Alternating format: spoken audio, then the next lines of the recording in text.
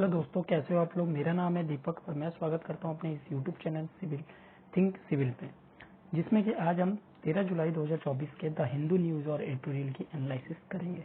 ठीक है, तो चलिए स्टार्ट करते हैं टॉपिक को, देखते हैं क्या क्या इंपॉर्टेंट टॉपिक है।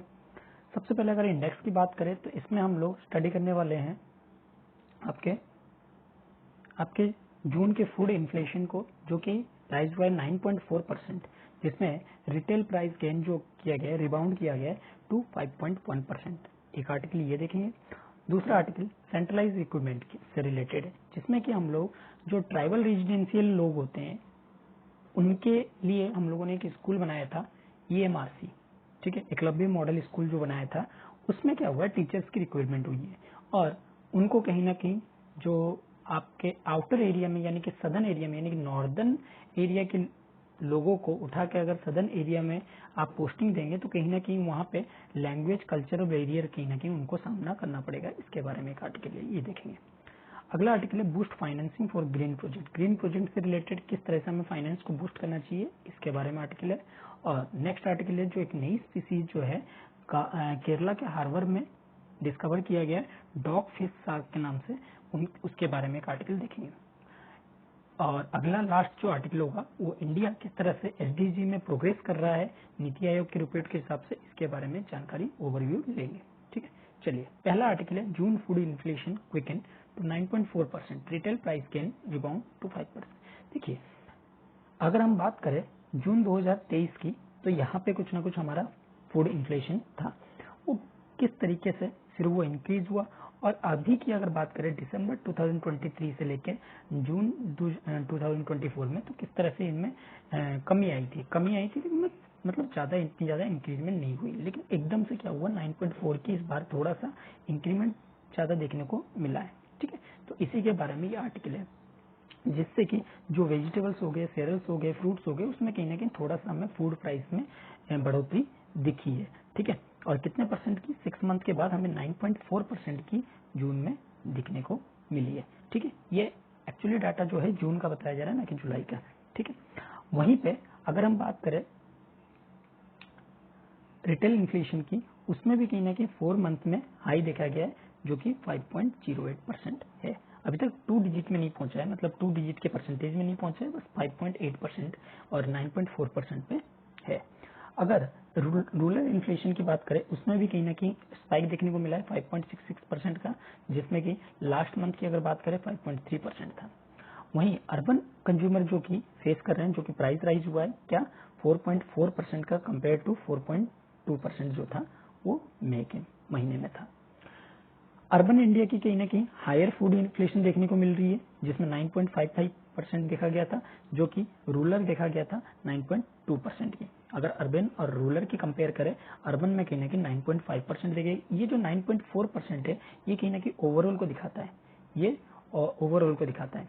ठीक है, और ये इसमें अगर हम लोग अर्बन और रूरल की बात करें, तो अर्बन में देखा गया है कितना 9.55, वहीं रूरल की बात करें तो हम 2% जो है वो देखा गया है। ठीक है, यहीं पे अगर रिटेल इन्फ्लेशन की बात करें, वो अभी कहीं ना कहीं थोड़ी सी बिलो रखा गया 6.6% से, कब सितंबर 2023 से देखा गया है कि इनकी रिटेल इन्फ्लेशन थोड़ा सा लो है। ठीक है, अगर हम बात करें सेंट्रल बैंक की, जो कि टारगेट कितना बना के रखते हैं, 4% टारगेट है जून के कंज्यूमिंग प्राइस इंडेक्स में, जो कि print dismiss the prospect of interest rate cut in this calendar year. Interest cut करने के कारण से इस तरह की जो चीजें है देखने को मिली है। ठीक है, इसका जो इफेक्ट है वो क्यों देखने को मिला, इसका इफेक्ट देखने को इसलिए मिला क्योंकि जो आपके मॉनसून है, ऑनसेट मॉनसून है, जो आने वाली मॉनसून होती है, ऑनसेट मॉनसून यानी कि जो मई जून जुलाई में जो मॉनसून आती है, उनमें कहीं ना कहीं थोड़ी सी चेंजेस देखी गई है। ठीक है, प्राइस वगैरह जो है उसके वजह से थोड़ा कहीं ना कहीं हाई देखने को मिला है। ठीक है, तो ये सारी चीजें कहीं ना कहीं यहाँ पे बताया जा रहा है इन सब चीजों के लिए। चलिए आगे बढ़ते हैं। Centralise equipment for tribal residential school lead to language. देखिए क्या हुआ, क्या प्रोसीजर है। सेंटर क्या करती है, रिक्रूटमेंट करती है लोगों का। ठीक है, और उनको ये बोला जाता है कि आपकी पोस्टिंग जो है ऑल ओवर इंडिया में कहीं पे भी हो सकता है। अब भैया पोस्टिंग के लिए लोग क्या करते हैं, अप्लाई करते हैं। अब जब अप्लाई करेंगे तो उनको ये नहीं पता कि उनकी पोस्टिंग ऑल ओवर इंडिया में है, लेकिन एक्चुअली में नोटिफिकेशन में दे रखा है, लेकिन उनको ये नहीं पता कि ऑल ओवर इंडिया का मतलब आपको सदर्न एरिया में भी पहुंचा सकते हैं। यानी कि एक नॉर्थ इंडिया के पर्सन को कहा गया कि आपको अगर हिंदी बोलना आता है तो आप आइए, अप्लाई कीजिए और जॉब जो है वो लीजिए। लेकिन अब हिंदी स्पीकिंग वाला जब सदर्न स्टेट में पहुंचता है तो वहां पे प्रॉब्लम क्या आती है कि वहां की जो लाइफस्टाइल, वहां की लाइफस्टाइल को जीना, यानी कि वहां किस तरह से स्टे करना है, वहां के फूड, वहां के कल्चर, इन सबको अगर देखा जाए तो कहीं ना कहीं प्रॉब्लम आती है। ठीक है, तो इसी चीज को बताया जा रहा है कि किस तरीके से जो सेंट्रलाइज्ड इक्विपमेंट हुआ है सेंटर के द्वारा ट्राइबल रेजिडेंशियल स्कूल में, वहां के बच्चों को पढ़ाने के लिए EMRC के द्वारा, लेकिन वहां के कुछ टीचर्स जो है कहीं ना कहीं थोड़ा सा प्रॉब्लम फेस कर रहे हैं। ठीक है, और उनको ये तो कहा गया है कि आप जॉब कीजिए, आपको हिंदी लैंग्वेज जो है वो बनानी चाहिए, लेकिन वहाँ के जो बच्चे हैं वो तो फैमिलियर नहीं है हिंदी को, तो कहीं ना कहीं वहाँ के लोकल लैंग्वेज में प्रॉब्लम आती है। लोकल लैंग्वेज में प्रॉब्लम आने के कारण से जो बंदा अगर नॉर्थ इंडिया का रहने वाला है या फिर ईस्ट इंडिया का रहने वाला है या और कहीं का रहने वाला है, तो उसको कहीं ना कहीं उस एरिया में प्रॉब्लम आती है।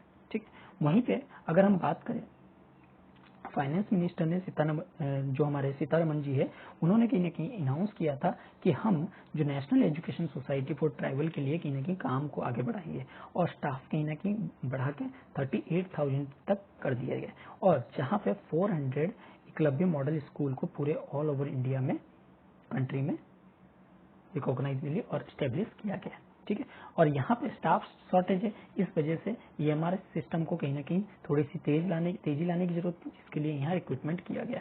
और वो रिक्रूटमेंट कौन करता है? National testing agency. National testing agency ने स्टाफ सिलेक्शन एग्जामिनेशन के द्वारा इसको काम को दिया गया था, जिससे कि आप 2023 के जो EMRS जो मॉडल है उसको कहीं ना कहीं वहाँ टीचर्स की रिक्वायरमेंट या स्टाफ की रिक्वायरमेंट को आप फुलफिल कीजिए। ठीक है, तो ये सारी डिटेल कहीं दिए थे, और वहाँ पे प्रॉब्लम आ रही है इनकी कल्चरल लैंग्वेज पीरियड की, तो ये मेंस में एक अच्छा क्वेश्चन बनने की संभावना भी है। ठीक है, अब बाकी आपके जो इसमें टॉपिक है EMRC RS की, इसको आपको कहीं ना कहीं पढ़ने की जरूरत है। चलिए आगे बढ़ते हैं। Boost financial for green project. देखिए यहाँ क्या बताया जा रहा है, फाइनेंशियल मिनिस्टर हम ये तो कह रहे हैं कि बजट स्पीच में कि हम ग्रीन एनर्जी को बढ़ाएंगे, लेकिन अब ग्रीन एनर्जी को जो बढ़ाओगे आप किस तरीके से बढ़ाओगे? क्योंकि ग्रीन एनर्जी बढ़ाने का मतलब है आप ये कमिटमेंट कर रहे हो COP26 में कि हम 2030 तक जो हमारी ग्रीन रिन्यूएबल एनर्जी है उसको 5 गीगाहर्ट्ज तक बढ़ा देंगे और नेट जीरो एमिशन को 2070 तक अचीव कर लेंगे। लेकिन हमें कहीं ना कहीं इनके लिए काम करना पड़ेगा, इनके लिए फ्यूल के इंतजाम करना पड़ेगा। ये नहीं कि हम डिपेंडेबल हो जाए फॉसिल फ्यूल पे, क्योंकि फॉसिल फ्यूल पे अगर काम करेंगे तो कहीं ना कहीं वो क्या करेंगे, आपके जो पॉल्यूशन है उसको इंक्रीज करेंगे। उस पॉल्यूशन को कहीं ना कहीं अभी यहाँ पे रोकने की जरूरत है। अगर देखी जाए तो सेकंड सबसे इम्पोर्टेंट जो रोडवेज होती है वो सेकंड नंबर पे है पॉल्यूशन फैलाने में, और इसको रोकने के लिए कहीं ना कहीं हमें रिन्यूएबल एनर्जी की तरफ जाना पड़ेगा। और रिन्यूएबल एनर्जी का मतलब ये नहीं कि सिर्फ आप सोलर प्लेट लगा दो या इलेक्ट्रिक व्हीकल चला दो, इससे काम बनने वाला है। आप अगर आप इलेक्ट्रिक व्हीकल चला रहे हो, कहीं ना कहीं उसकी चार्जिंग सिस्टम को आपको कहीं ना कहीं इनहेंस करना पड़ेगा, उसके कंडीशंस को इनहेंस करना पड़ेगा, और आपके बाइक स्कूटर जो भी है इलेक्ट्रिक व्हीकल्स को इनहेंस करना पड़ेगा। आपकी बैटरी सिस्टम इंक्रीज होनी चाहिए, और जो आप कंडीशन दे रहे हैं जैसे कि हिली एरिया है, टेरन एरिया है, तो वहाँ पे कहीं ना कहीं ये सारी प्रोविजन को ठीक तरीके से मिलना चाहिए, जिससे कि इसमें ज़्यादा से ज़्यादा बूस्ट मिल सके। अब देखिए इसमें प्राइवेट सेक्टर को तो एंट्री दे रहे, लेकिन प्राइवेट सेक्टर को एंट्री देने से सिर्फ काम नहीं बनेगा, क्योंकि आपके प्राइवेट सेक्टर अगर मोनोपोली कर जाएंगे तो कहीं ना कहीं प्रॉब्लम हो जाएगा जियो और एयरटेल जैसा, कि वो अपनी प्राइस को इंक्रीज करेंगे। तो आपके यहाँ पे मोनोपोलीज को भी कहीं ना कहीं रोकना है, और जो ट्रेड है वो कहीं ना कहीं फेयर तरीके से हो, उस चीज को भी देखना है। यानी कि कंपनीज की जितने भी प्रोजेक्ट जो भी इस चीज के लिए काम कर रहे हैं, तो वो भी कहीं ना कहीं ठीक तरीके से काम करें। अगर हम बात करें कुछ चीजें अच्छी की है, जैसे PLI सिस्टम को जोड़ा जाना, ठीक है, PLI सिस्टम को जोड़ना, तो ये PLI सिस्टम क्या कर रहे हैं, PLI सिस्टम कहीं ना कहीं इस चीज को इंक्रीज कर रहे हैं कि किस तरीके से हम लोग इंसेंटिव दे, जो भी ये फाइनेंशियल सेक्टर में आके अपनी फाइनेंस ग्रीन प्रोजेक्ट में फाइनेंस को बढ़ाता है। या फिर आप ग्रीन बॉन्ड की बात कर लीजिए। ग्रीन बॉन्ड क्या करता है कि जो भी कोई भी प्रोजेक्ट लगाता है तो उसको पैसे लेने के लिए ग्रीन बॉन्ड जो है इशू किया जा सकता है। ठीक है, अब इनमें बहुत सारी और भी चीजें, जैसे कि हम लोग carbon border management advertisement mechanism को, जो कि जो कि आपके यूरोपियन यूनियन द्वारा लगाया गया टैक्स के द्वारा, इसको अपोज कर रहे हैं। ये नहीं कि हम इसको वेलकम करना चाहिए, इसको वेलकम करना चाहिए, ना कि अपोज करना चाहिए, क्योंकि इस तरह की चीजों को कहीं ना कहीं हमें भी अपने देश में इंक्लूड करना चाहिए, जिससे कि हम अपनी फाइनेंशियल सिस्टम को, यानी कि ग्रीन फाइनेंशियल सिस्टम को इंक्रीज कर सके, और जो हमने स्वेर ले रखा है कि हम 2070 तक अपने नेट जीरो एमिशन तक पहुंचेंगे, उस तक पहुंचने में आसानी हो जाए। ठीक है, और साथ ही साथ हम कार्बन की सप्लाई चेन को भी कहीं ना कहीं कम करना चाहिए। कार्बन की सप्लाई चेन को कम करने के साथ साथ हमें ग्रीन प्रोजेक्ट को की सप्लाई को भी इंक्रीज करना चाहिए, और इसके लिए हमें कैपिटल इन्वेस्टमेंट को कहीं ना कहीं और डेडिकेटेड तरीके से इंक्रीज करना चाहिए, और साथ ही साथ फॉरेन कंट्रीज का भी इन्वॉल्वमेंट इसमें होना चाहिए, जिससे कि हमारी जो इंक्रीमेंट है वो और ज्यादा इस फील्ड में बढ़े।